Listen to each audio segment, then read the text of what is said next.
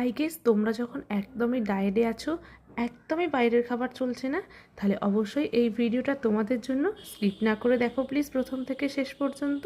আর পুরো ডিটেলসটা আমি ক্যাপশানে দিয়েছি, অবশ্যই চেক করে নিও। দেখতেই পাচ্ছ একদমই চিকেনে ঠাসা মোমো, তার সঙ্গে একদমই সুন্দর একটা ঘরোয়া হেলদি চিকেন স্যুপের ভিডিও নিয়ে চলে এসেছি। তো চলো রান্নাটা শুরু করা যাক। আমি একটা ডো মাখিয়ে রেখেছি, সুজির ডো। এখানে আমি বড় মেজারমেন্ট কাপের 2 কাপ সুজি নিয়েছিলাম। তারপর গরম জলে তাকে 20 মিনিট ফুলতে দিয়েছি। সুন্দর 20 মিনিট ফুলে যাওয়ার পরে আমি চালের আটা মিশিয়ে একটা সুন্দর ডো বানিয়ে রেখে দিয়েছিলাম 20 থেকে 30 মিনিটের জন্য রেস্টে। ও হ্যাঁ, স্বাদ অনুযায়ী নুনটাও তোমরা দিয়ে দেবে। আর এখানে আমি চিকেন কিমার জন্য একদমই সিম্পল চিকেনটাকে কিমা করেছি বাড়িতে। পেঁয়াজ, আদা, রসুন, কাঁচা লঙ্কা সুন্দরভাবে চপারে চপড করে নিয়ে চিকেনের সঙ্গে মাখিয়ে নুন আর সোয়া সস মাখিয়ে রেখে দিয়েছিলাম বেশ কিছুক্ষণের জন্য।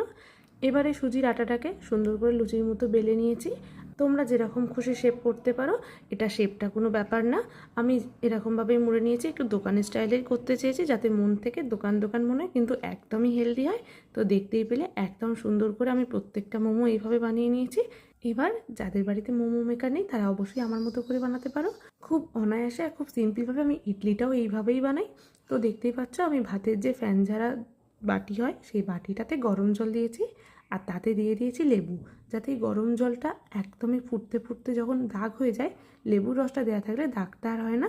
এবারে ফুটো করা যে থালা হয় সেই থালাতে আমি একটু তেল ব্রাশ করে নিয়ে মোমোগুলো সুন্দর করে সাজিয়ে দিয়ে একদমই জল ফুটছে সেই মুহূর্তে চাপা দিয়ে গ্যাসের ফ্লেমটাকে একদমই লোতে করে রেখে দিয়েছি 5 থেকে 7 মিনিট। দেখতেই পাচ্ছ আমার মোমো একদম ফুলে গেছে আর একদম গরম সুন্দর সুন্দর মোমো। প্রতিটা মোমো সুন্দর করে একদমই মুড়ে নিয়ে এবার রেডি করে নিচ্ছি। আর অন্যদিকে বানিয়ে নিচ্ছি চিকেন স্যুপ। আর চিকেনটা যে পুরটা ছিল সেটাই একটু বেশি হয়েছিল, তাই চিকেন স্যুপটা বানিয়েছি। কড়াই একটু তেল দিয়েছি, তাতে দিয়ে দিয়েছি চিকেনটা সুন্দর করে ভাজা হয়ে যেতে দিয়ে দিয়েছি জল। যেহেতু চিকেনটা কিমা তাড়াতাড়ি সেদ্ধ হয়ে যাবে, তাই দিয়ে দিয়েছি একটা ডিম। আর ঝালের জন্য দিয়েছি লঙ্কা গুঁড়ো। আর স্বাদ অনুযায়ী নুন চিনি দিয়ে ভালো করে ফুটতে দিয়েছি।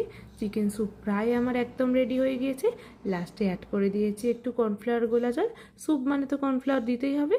তো ব্যাস আমার এখানে স্যুপ একদমই রেডি হয়ে গিয়েছে। আর মোমো সসের রেসিপি তো আমার চ্যানেলে আগেই আছে। তো কেমন লাগলো, কেমন হয়েছে অবশ্যই বাড়িতে বানিয়ে জানাবে। ভালো লাগলে লাইক কমেন্ট শেয়ার করবে। সবাই ভালো থাকবে, টাটা।